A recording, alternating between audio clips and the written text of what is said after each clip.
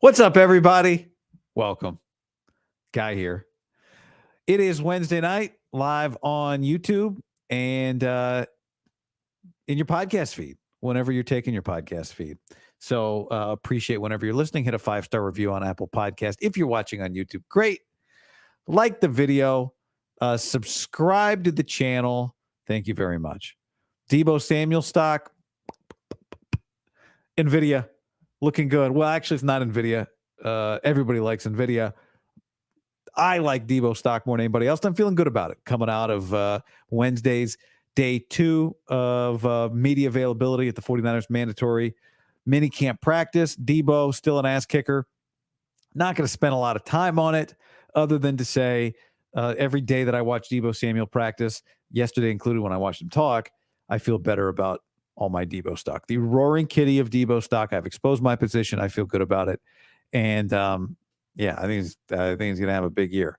So a few things I want to hit. Number one, let's talk about Ricky Pearsall. I've got a couple predictions actually coming out of, I know it's only early June, but there's just a couple things I want to predict, a couple things I feel okay about.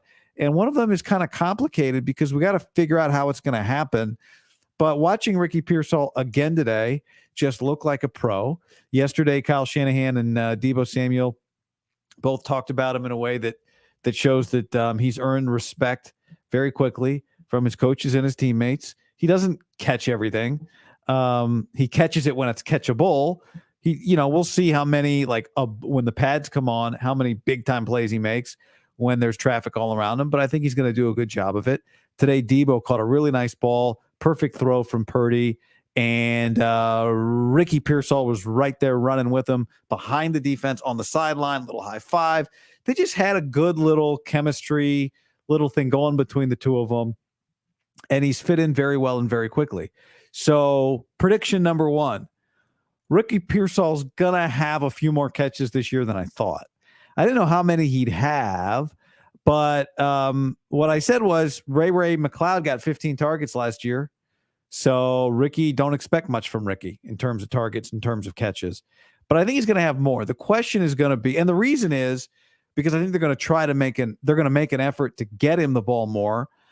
He's not just going to be when somebody's hurt and Ray's out there replacing Deebo, he gets some touches, or maybe Ronnie Bell gets a couple here and there. He had 13. I think they're going to make an effort to get it to Ricky. And I think that Brock Purdy has a trust in Ricky Pearsall. That's really the biggest thing here, that there clearly is something developed there between the quarterback. He's taking a lot in, right? He's learning several positions. So he's going to be swimming a little bit, but he's also going to be prepared to step in for multiple guys when he has the opportunity to step in for multiple guys. So prediction one, he's going to have a nice year. Okay. So where do these catches come from? Let's try and figure that out. Brandon Ayuk led the team last year. 22% of the 49ers targets went to Brandon Ayuk, big chunk. 19% of the targets went to George Kittle, big chunk. 19% of the targets went to Deebo Samuel, big chunk. 18% of the targets went to Christian McCaffrey, big chunk. All right, so there's your big four. Now here's what we're breaking up.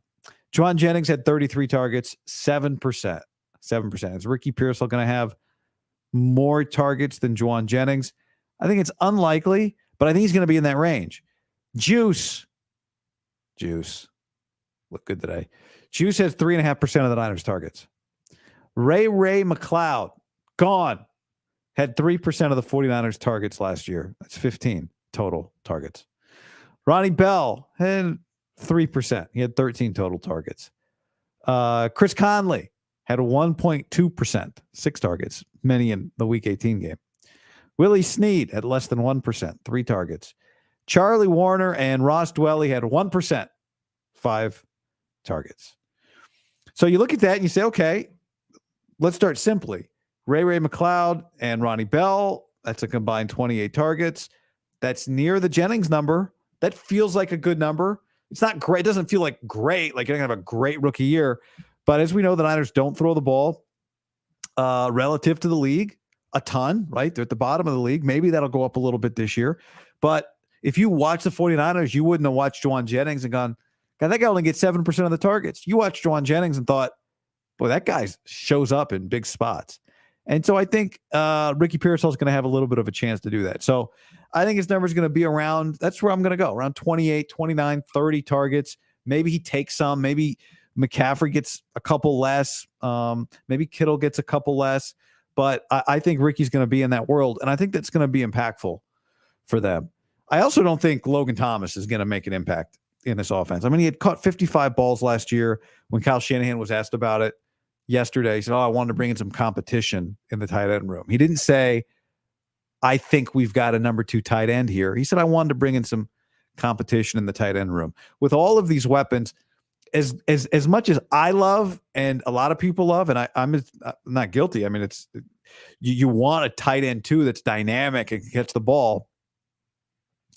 And I want that for them, but it just doesn't make a ton of sense. Like, how are you going to fit that guy in? 5 targets to the other 2 tight ends on the team last year, and suddenly you're going to bring in Logan Thomas, and you're going to take targets away from Ayuk, Kittle, Deebo, McCaffrey. And people love arguing. I do too. Like, I do think Mason Pline, again, you look at him, you go, God, that guy's a rookie from Furman. He's huge. He moves well. Mason Pline is very near or at the top of my list of guys that'll be interesting to see when the pads come on. But a debate, while I'm happy to have it, it's June. I think one of the biggest waste of breath debates is going to be like, oh, which tight end's going to get targets? The answer is Kittle, and then no one else. Ricky Pearsall is going to be more worth throwing the ball to than Braden Willis, than Mason Pline, than Logan Thomas. I mean, he's earning it. He's got a relationship with the quarterback. The coach likes him and trusts him. This is what's interesting about Ricky. I don't know if I have not talked about this.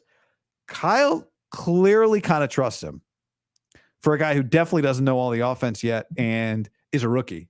And it's notoriously difficult for rookies, not just the was he or wasn't he Brandon Ayuk doghouse thing, but Deebo said it yesterday. It's really hard as a rookie.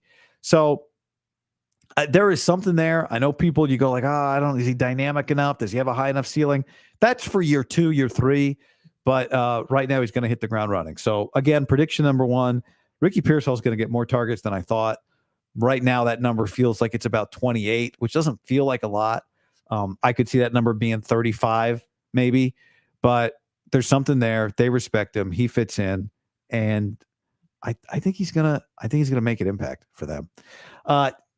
Number 2, Kyle Shanahan is going to have to consider using Christian McCaffrey on kickoff return. Now, I mentioned that a little bit yesterday, but I want to take it a step further here. I'm going to show, for those of you watching, and we'll see how well this works. Sometimes these videos on a live stream don't totally take, but for those of you watching, I want to show you, I took video today of one of these kickoffs. It's going to be Jake Moody kicking it off, and this is a line drive kick, okay? It's going to bounce.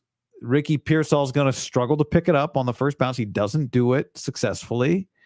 And then it's just a swarm of people. So for those of you watching, here we go. Hopefully the video doesn't skip. Low liner, kind of sideways, bounces down to the 1. Pearsall stumbles. Now he picks it up. And he gets to like the 15. I mean, it's it's going to be a mess. I don't think coaches are going to want to put their Christian McCaffreys back there early because they're going to feel like this stuff's not getting blocked up properly. They're going to feel like it's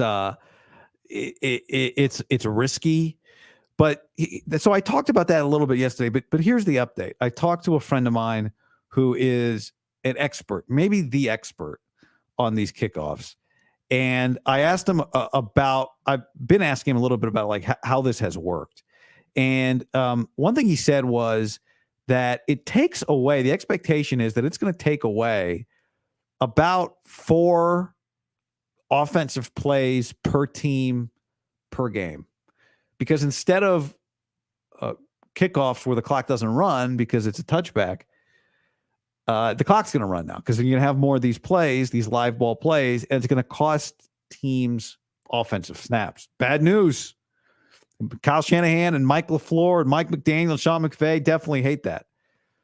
So if each offense is losing, let's say, 4 plays a game because the clock is running, that's the educated estimate. And the other thing that the XFL felt and learned and the NFL feels is that these are lower impact plays than the traditional kickoff return, which means maybe it's a little bit safer for Christian McCaffrey or Deebo Samuel. But I think Christian's perfect for this thing. Last year, Christian McCaffrey accounted for 41% of the 49ers' offensive touches. So if you take away 4 offensive plays per game, then McCaffrey's losing just over 1.5 touches per game, which anyone who's watched McCaffrey carry the ball up 10 for the 23rd time at the beginning of the fourth quarter isn't necessarily heartbroken over Christian losing 1.5 touches per game. But if these are low risk, if they are lower injury plays than a kickoff return play, then maybe these factors lead Kyle Shanahan to put him back there. He's losing a touch. Let's get him another touch. It's more like a traditional scrimmage play. Let's put him back there for a non-traditional kickoff return. And this applies to Deebo. My early working theory, and I asked Shanahan about it yesterday. If you missed yesterday's video, you can watch it, or listen to the podcast. But my theory, as you know, is that I thought running backs were going to be perfect for this because it's going to be more like running plays. But when you're watching these line drive kicks, these are like punt returner plays. And Christian's a punt returner. I mean, it's to his core, like he's done that a ton. He's a kickoff returner. He's done that a ton. Like he can do that stuff. Deebo can learn that stuff or can do that stuff too. So that's the perfect guy for it. Now, whether or not they use him that way, we'll see. But Christian McCaffrey definitely has the perfect skill set for this. I don't know if Ricky Pearsall does. I don't know if Elijah Mitchell does. I don't know if Danny Gray does. So you'd love to think that they do and feel that they do, but this is just going to be unusual. And then the other thing, if you're a running back, the other thing that kind of hurts my theory of running backs is that it's not going to be the best blocking in the world. It's going to be weird. Like, first of all, people aren't going to have all their stuff schemed up and everyone having it learned and know exactly what they're doing. And secondly, even if they do, I don't think offensive lineman out there is going to be the move because it's just too much. I think it's too much ground to cover. You got 5 yards of distance between you and the guy you're trying to block so he can juke. And you got 53 1/3. The field is wide yards. And I think it's going to be a weird spot for him. So I think they're going to think about it. I don't think it'll be early. My guess will be they'll try to at least feel it out, see how it goes. If you feel like there are plays to be made out there on special teams, then that's a spot where maybe you put McCaffrey. If you had to bet on it, you'd bet against Shanahan doing it. This is just not what you do with your best players. But I wouldn't be surprised to see it a time or two. I know Christian's going to want to do it. He's the perfect player for it. Having watched it now for a couple of days, he's the perfect player for it. Doesn't mean you should do it. You should only do it if you think can you get 15 yards of extra field position or 12 extra yards of field position because it's McCaffrey instead of somebody else, because it's Deebo instead of somebody else. Maybe. On the stream, Hind says Trent Taylor ? Yes, actually. I spent a lot of time on this, but Trent Taylor to me looks more trustworthy than Ronnie Bell right now. And maybe he's a practice squad guy, but when you go through the Niners, and I did this yesterday a little bit, when you go through the Niners depth chart at receiver, you go, okay, Ayuk, Deebo, Jennings, Pearsall, Cowing. I put Cowing in the lock category, but we'll see. He's not up to speed like Ricky. Then Chris Conley, that's practice squad spot. And I had Trent Taylor, on practice squad and then a battle between Ronnie Bell and Danny Gray. But my guess is right now that Kyle Shanahan trusts Trent Taylor more than there's other two guys. And it might be a position where he's the guy that pushes him. Question on the stream. Moliniak says, hey, guy, has Mitch Wishnowsky tried the nasty bounce kickoffs, or has it just been Moody? They've both been kicking off. So Wishnowski's been doing some stuff too. He's been kicking it up in the air. No onside kicks allowed. That leads me to prediction number. This is really prediction number 2. Prediction number 2 was, I think McCaffrey is the best for this, but I'm not predicting that he will do it.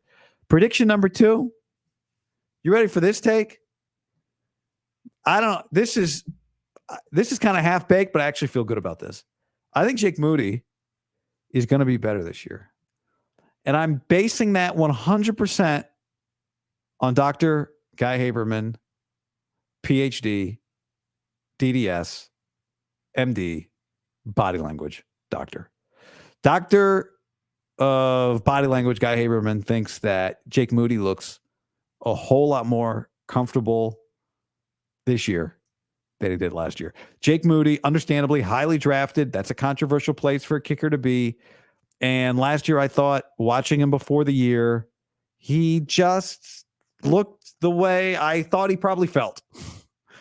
He moved around. He talked to his teammates, but it was just a little less comfortable, free than he is now. He went through a lot last year, did a lot of good, went through a lot of controversy. Not controversy, just a lot of pressure situations. And he just looks to me like he's moving around the field like a more comfortable person right now. I don't really know how else to quantify it. Really, making kicks and missing kicks is going to be the ultimate test of the whole thing. But yeah, call me NP body language practitioner. I think Moody's going to be better this year. I wish I could give you some stats, some research, some other thing, but I just think he looks more comfortable. Now, if there's a technique issue, that's, you're not really finding that in body language, but I think a little relaxation, a little more comfort. Yeah, I think he's going to be better. Question: will Ricky Pearsall get enough touches to be the offensive rookie of the year? No. I like I like Caleb Williams. Who could be the offensive rookie of the year? Marvin Harrison Jr. I think Marvin Harrison Jr.'s got a real shot. Offensive rookie of the year. Those would be yeah, I think those will be my two guys. I think Marvin Harrison Jr. is definitely set up. Adunze is not going to be the offensive rookie of the year, because if he has a great year, it's just going to be Caleb Williams.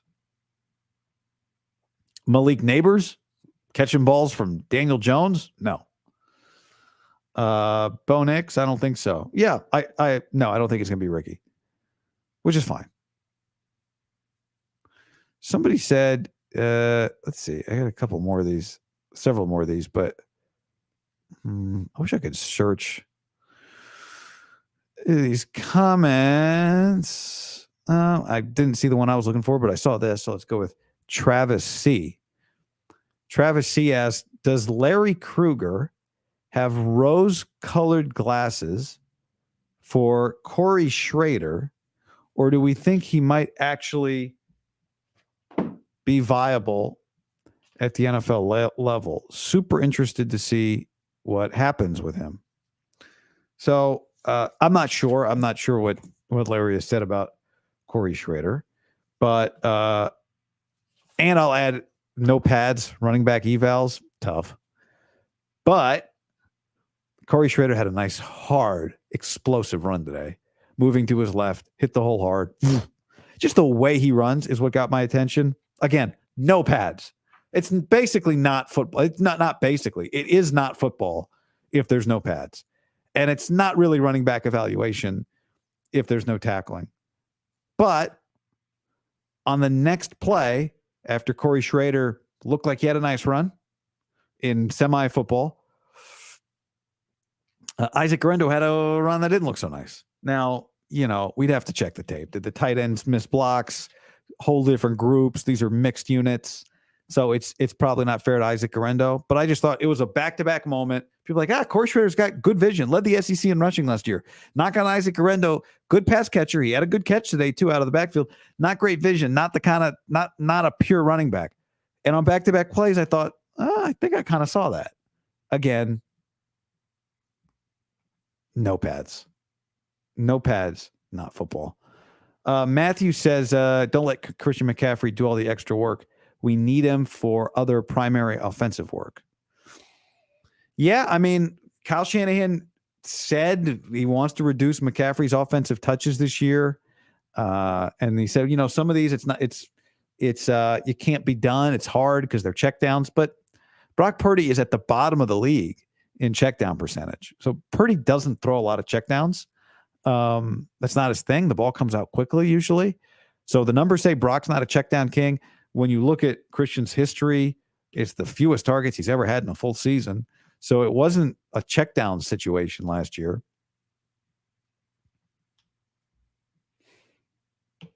So, I do think that I guess what I'm saying is I do think the 49ers are more in control of McCaffrey's touches than the way Shanahan talked about it yesterday.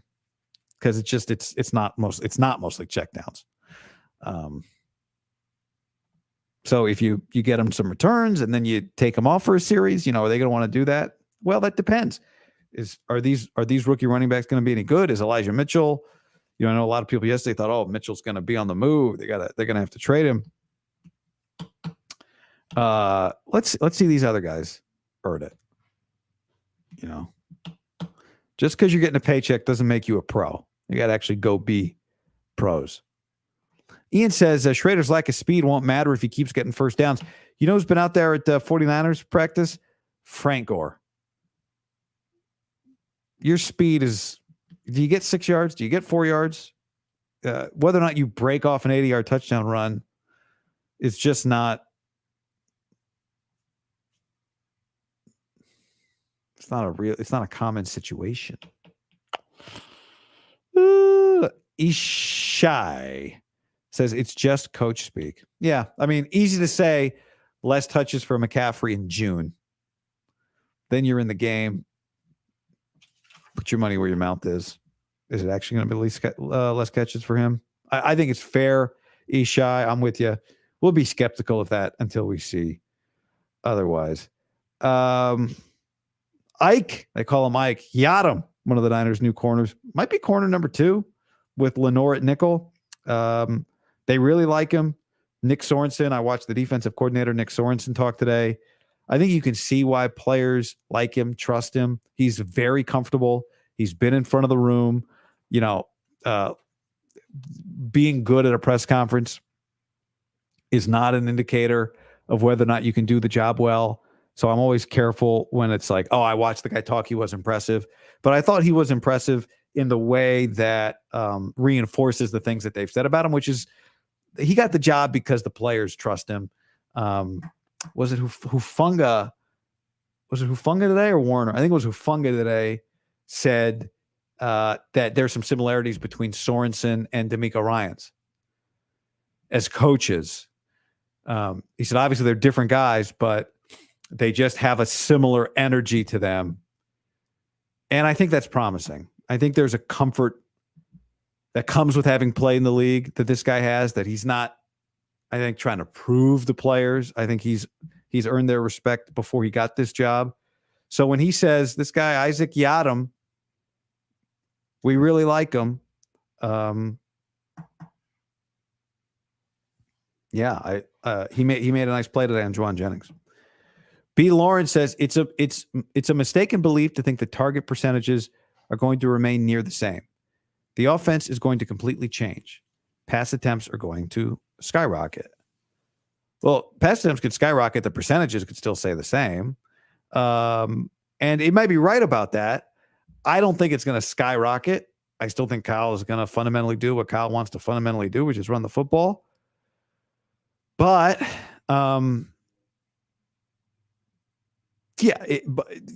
yes. I mean, using last year's target percentages is a very rudimentary way to try to figure out but it's what we got. So, it's a way to, I think, to be conservative.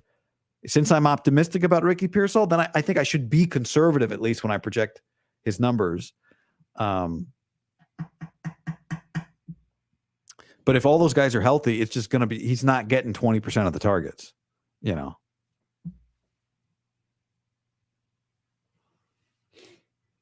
Robert asks, how many rookies drafted or undrafted will be starting week 1? None.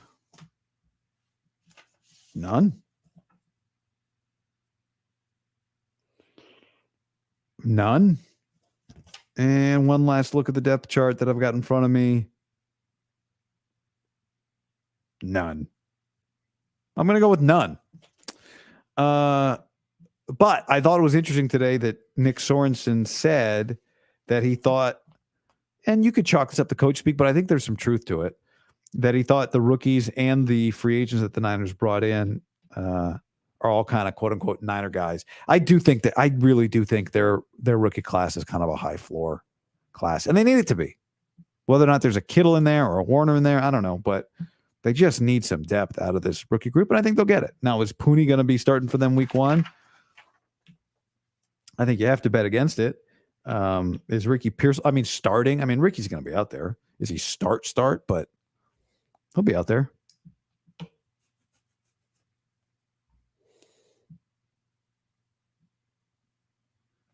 Max asks, do you think the 49ers are going to win the division? Yes, I do. I do think I'm really interested in Seattle. I think their offense is going to be better. Maybe their defense will be a little bit better. I still think their ceiling's capped because of their quarterback, and I think the Niners can beat Geno, but I do think they're going to be just a little tougher. I really like their new offensive coordinator. They added another offensive coach that comes from McVay. So, Arizona's going to be a little bit better. I had the debate a few weeks ago with John Dickinson and Josh Dubow. They both think the Rams are going to be worse. Look, this is one of the, if not the most, PFF called them the most talented team in the league. Today I saw a clip, I forget who posted it, maybe it was Lombardi, of Trent Williams, Christian McCaffrey, Nick Bosa, all just chatting.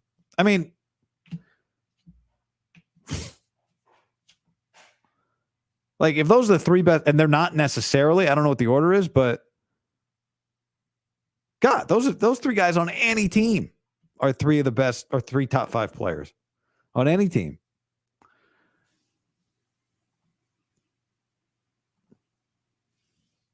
Yeah, I don't think you can expose Schrader.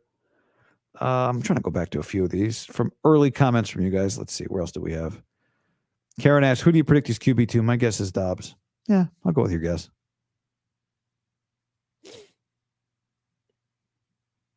We'll have to wait 40 days to see if Jacob Cowing can make an impact.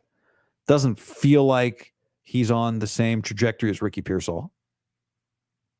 And everybody, I understand, is fired up about Cowing, but Pearsall's everywhere. Oh, I know. Here we go. Comment. Guy has more chest hair than Lombardi? ? Who knew? Is that a fake chest piece? No, I wish it were. I wish it came off. I wish I could just. Doesn't work like that. Your boy, I need this. If I really wanted to stay smooth shaven, I'd probably need to shave my face twice a day. I'm not doing that, but. Comment from James. Slick Rick had 3 drops in college. Yes, 3. If it's close, the dude is grabbing it. By midseason form, that dude will have 8+ targets a game. 8's high. Does Ayuk get 8 a game? How many targets a game did Ayuk have? Brandon, the Niners had 471 passing attempts last year. Ayuk had what, 80? How many targets? 80. Yeah, 83. That was right. I'm just going to go regular season. He played 16 games. That's 5.1. You think Ricky's going to get 8? Nah. That's not happening. Robin Williams style chest hair. I don't know if it's, I don't know. Maybe it is. Scotch tape. I'll tell you, I got a chain, and that thing gets caught in it, and it's just like, ooh. Yeah, he's not. If he's getting 8 targets a game, then he's the offensive rookie of the year. There's another comment I wanted to get to here.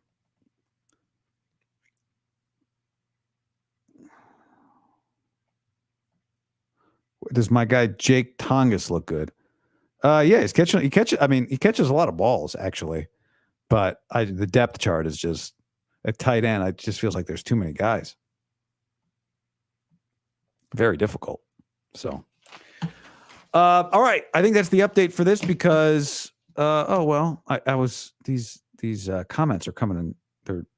Something's choppy here on this browser, and so I'm not getting to see these comments, even though you guys are just pouring them in right now. If he gets that many targets, it's because Deebo or Ayuk is sidelined. Yeah. We'll see. Look, this whole like he touches everything he gets his hand on thing, it's not true. I really like Ricky Pearsall. I think he looks really good. I like the pick. I've been encouraged by what I've seen. They talk about him like they like him. Clearly, they respect him. Clearly, he's going to have a place. Okay, but he catches everything he touches. That's not totally accurate. Now, maybe it's because he touches some balls that, like today, he had a ball that was more of a, or maybe it was yesterday, more of a pass breakup. Today, he had a deep corner route. He beat his man. Brock just overthrew him. Does Ayuk get to that ball? Hard to say. It was pretty clear watching the break and watching Brock throw it. It was clear from most of the trajectory of that ball that Ricky wasn't going to get there. I mean, it was not an errant throw, but they just missed each other. So they got a little more work to do. He does catch contested balls. The one thing I'll say about receivers, because people go, oh, well, the pads aren't on, so it doesn't matter if you catch balls over the middle. It is definitely not. It is nowhere near real football. And it's not the same as if somebody can actually take your head off. Period. Full stop. But I do think guys that flinch when the pads are on also flinch when the pads are off when it comes to running over the middle. And that's just based on going to a lot of practices and seeing guys that I think don't love going over the middle in real games. Also, you have so much football ingrained in you, and there's bodies all around you and people running at you. If you flinch in the real game, it doesn't mean you're going to flinch in practice, but I do see guys flinch in practice even when the pads aren't on. And Ricky didn't in the times that I've seen him kind of go over the middle. Even if he's not catching the ball, there's also not a flinch. I think it's just really natural. If you're going to flinch, you're going to flinch, pads or no pads. That's what I've seen. Football player might tell me otherwise, but now it doesn't mean if you catch that ball that you aren't going to flinch. But all I can tell you is what's happened to this point. He hasn't flinched in that spot, and I've seen some other guys flinch in that spot. So, all right, this browser's killing me right now, so I'm going to end this thing. If you're here, hit that like button. Thank you very much. Subscribe to the channel. Thank you very much. I'm going to hit end stream, and it's probably going to take forever to end. So I'm just going to sit here and look at the camera, and I'll talk to you guys soon. Bye.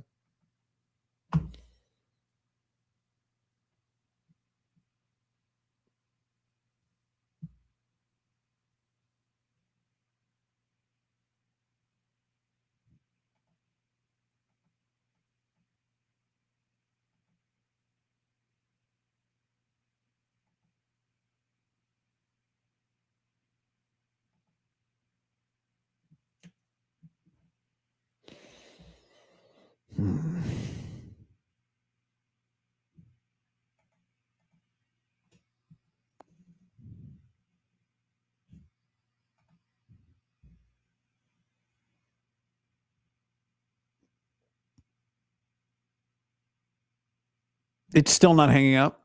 This is ridiculous. And the string.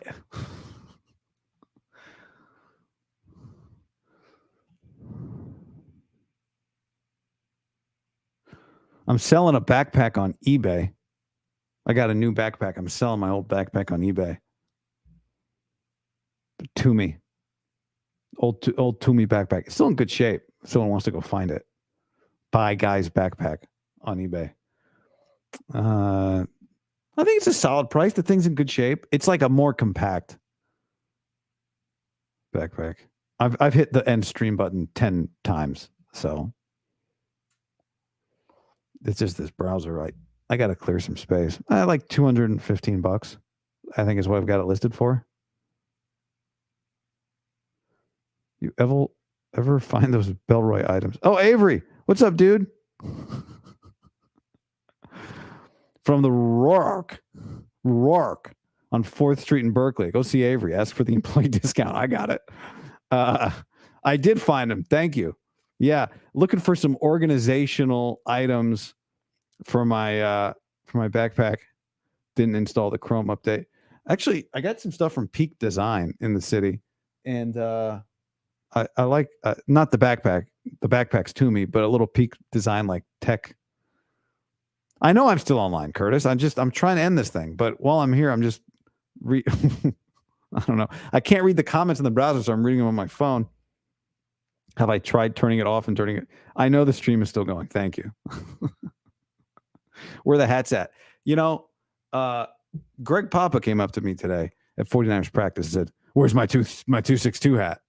And I was like, "Yeah, there's been a holdup in production." He's like, "Oh, you don't have the hats yet?" I said, "No, there's a holdup in the production. It's held up." And he's like, "Oh, okay. Well, send me a hat when you get it." I'm not going to send it to you. I'll bring it to you.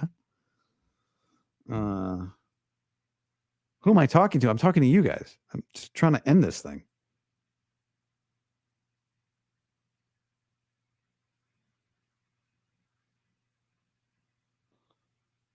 I mean, just for the love of God. No, it's not a browser. I've done some heavy video editing the last few days, and I actually haven't put a lot of it on my external hard drive, and I think that's why this is happening.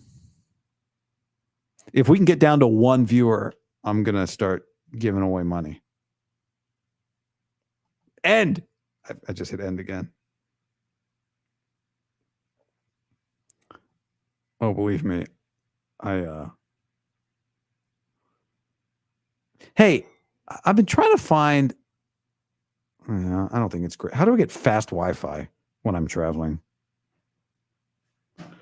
Jonas says, "I guarantee someone's getting moved at the deadline." And then Pearsall will get a bunch of catches. Alt Control Delete. What's that going to do? That's not going to end the stream. It's just going to. I could just close out the page, I guess, but I don't think that'll end the stream. No, it's not the computer. I mean, it is the computer, but I just need to. This is what happens when you get under like 150 gigs of space. Fred Warner said that he's aging like fine wine. Somebody made a comment here. It doesn't say who made that comment. Yeah, I mean, Fred Warner might be like the second most important player on the team this year behind the quarterback. Ooh, is it going to end? Let me go. A Verizon MiFi. Here's the thing. I don't think it's fast enough. I want speeds that I can stream at. You must have a crap top. No, it's a very powerful. Like I said, I have I maxed it out on space, and I need to clear some space. This is really good stuff. Yeah, I guess I'm just on now forever. Just leave it on. Come check on it later. Oh my God. Just stop. Let me go. Oh, here we go. Here we go. This might be it.